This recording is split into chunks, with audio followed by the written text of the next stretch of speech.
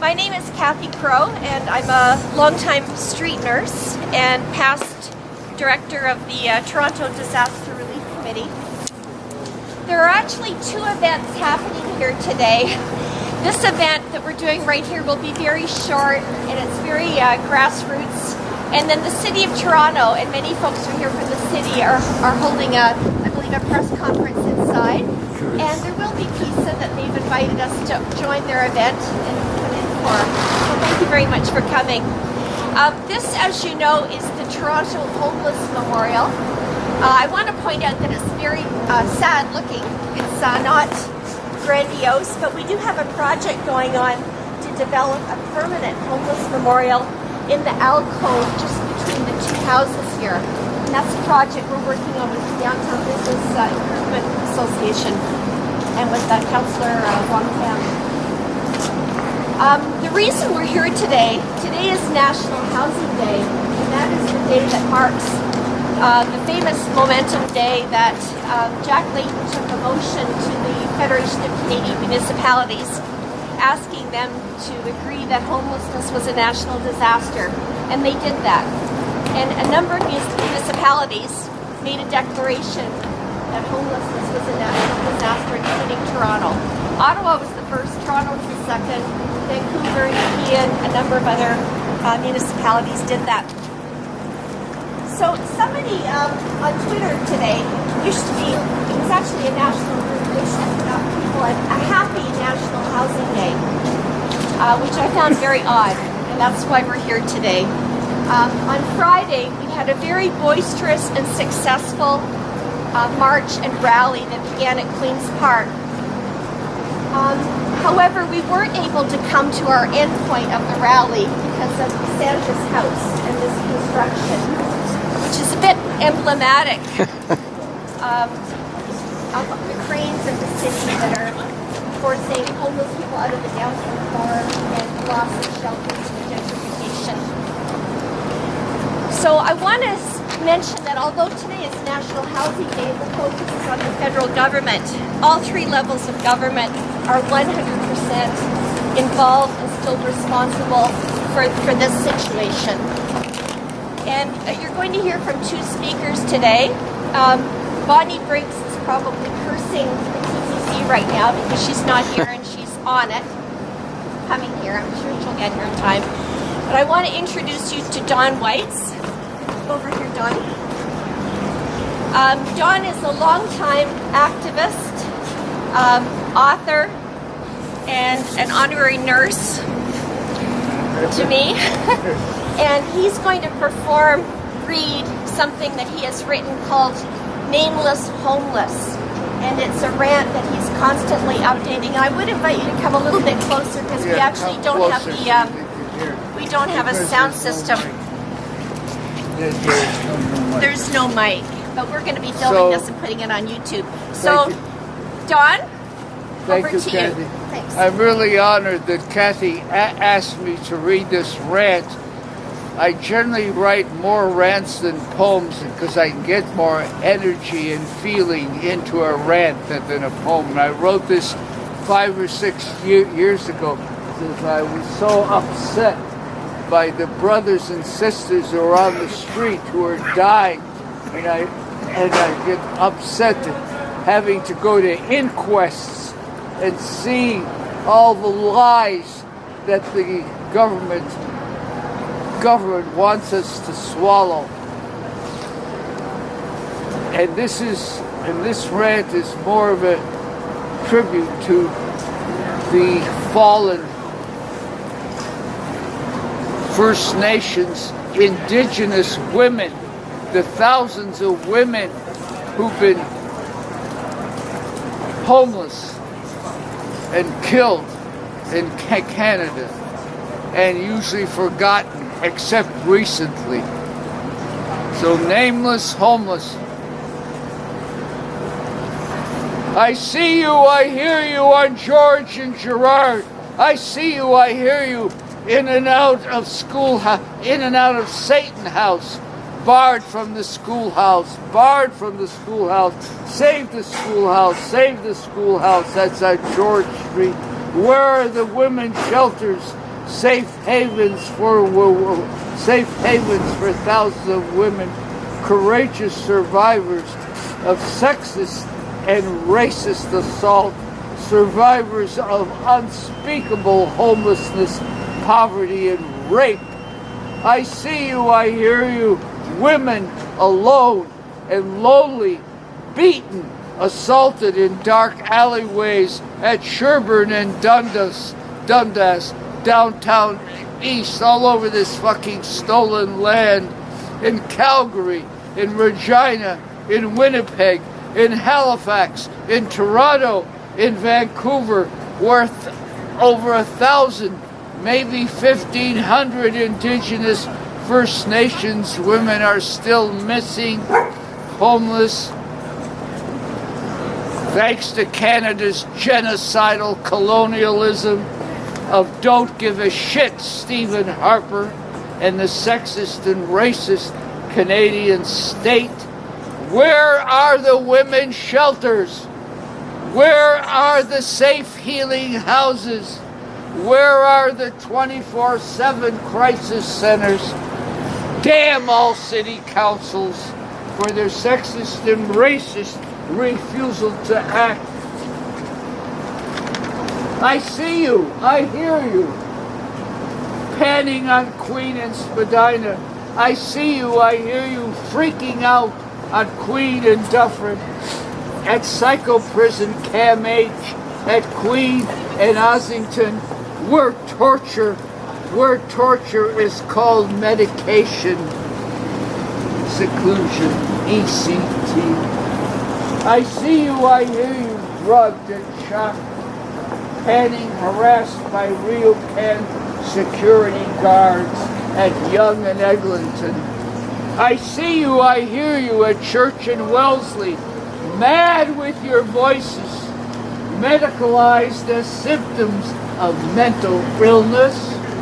I see you, I hear you, evicted in the dead of winter at Sherburne and Dundas. I see you, I hear you, harassed by cops on King and University.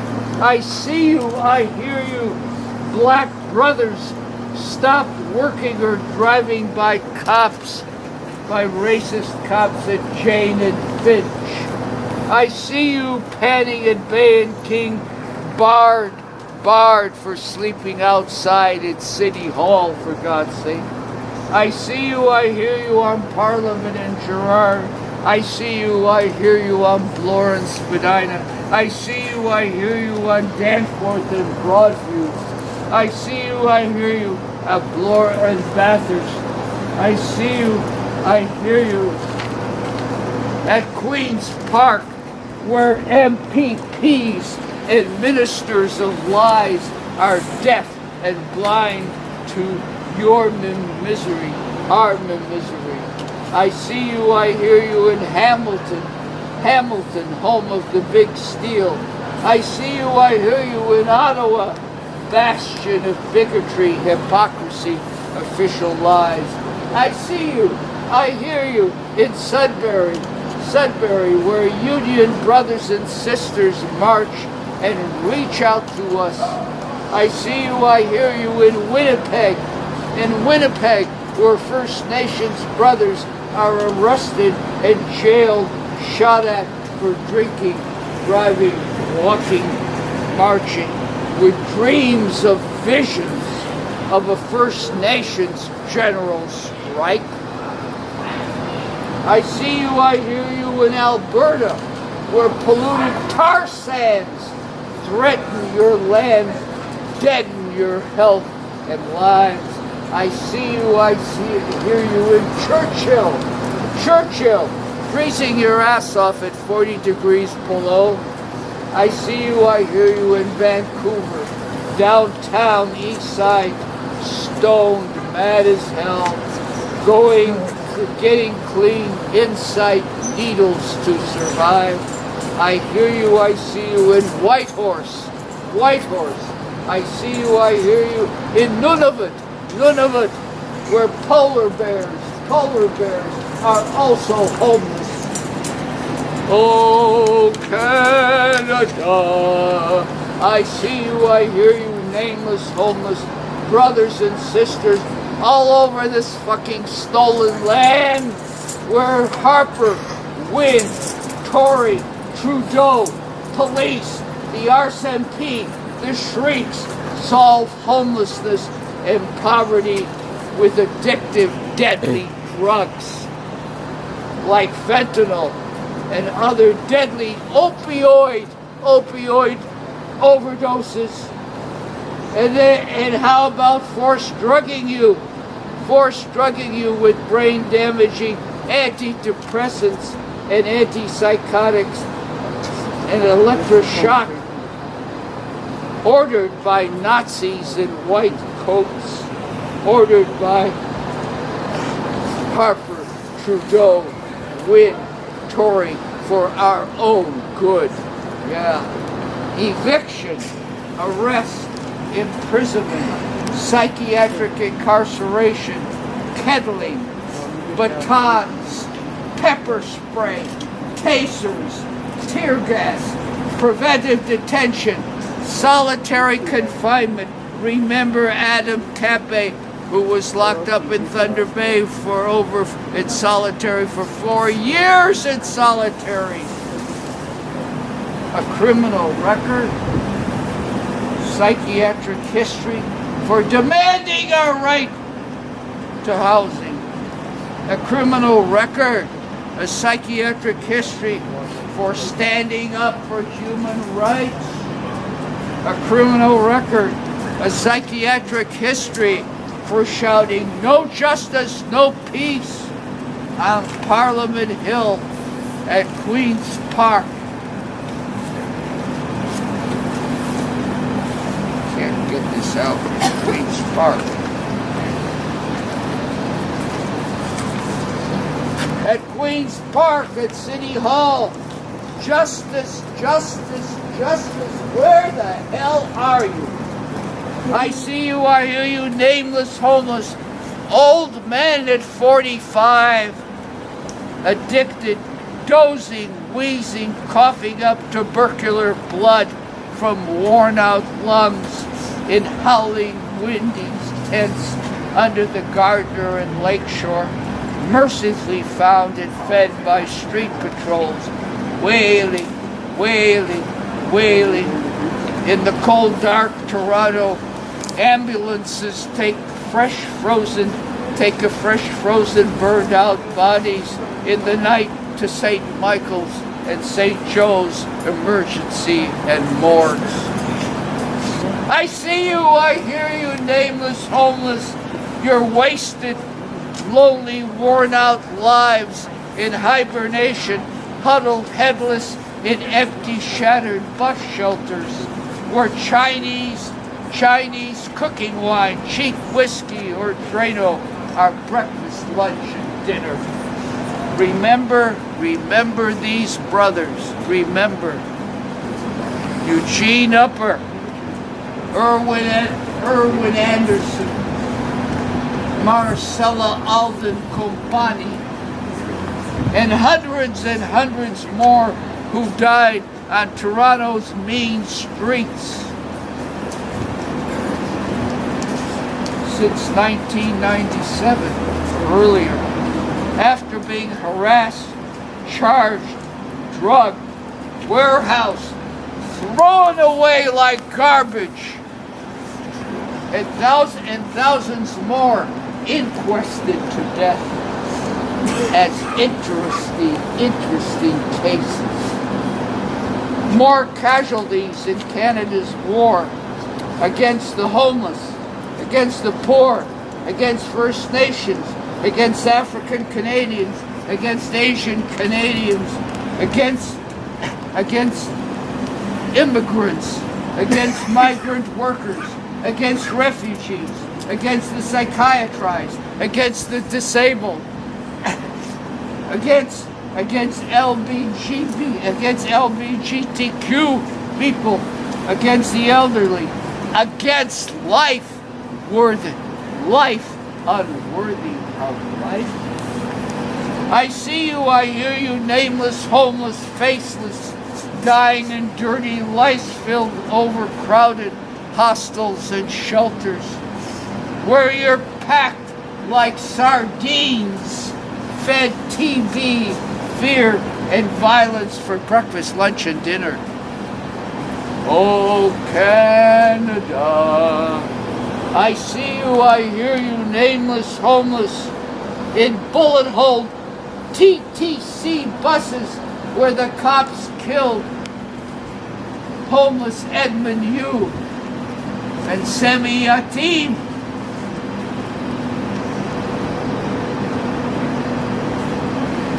I see you in broken down violent shelters in like stinking Satan houses on cold concrete streets. I smell your despair. I see landlord-developer violence in your eviction, in your eyes. I see police violence in Queen's Park and City Hall, where city cops and security goons obstruct, harass, barricade us for trespass, mischief, unlawful assembly. Right. Bullshit charges for occupying our land. Stolen First Nation land. Oh, Canada, we're going in the street. We're going in the street, marching proud, singing loud, marching proud, shouting loud in Trudeau's face, in Wynn's face, in Tory's face, in Canada's face. We're marching proud, singing loud, we're shouting loud, marching proud. No more homeless deaths. No more homeless deaths. Homeless is violence. Poverty is violence. Racism is violence. Housing is a goddamn human right. Fight to win. Thank you.